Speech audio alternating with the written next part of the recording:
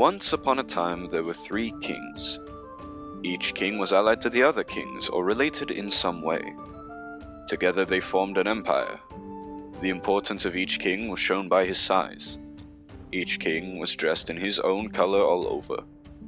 Whenever there was a special occasion, the kings went out and marched in a procession with all of their attendants behind them.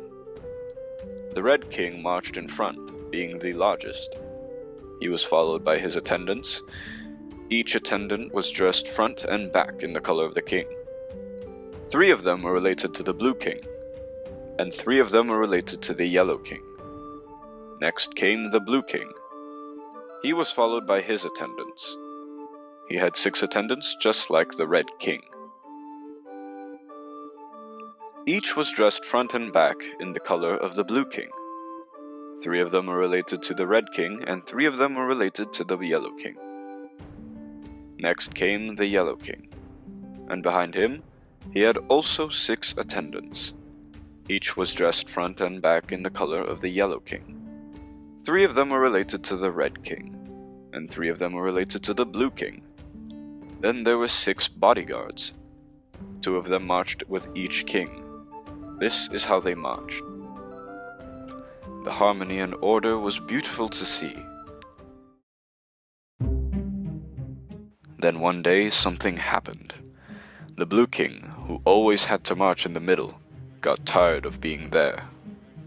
He felt he was better because he was the first to assert power, so he felt he was better than the Red King.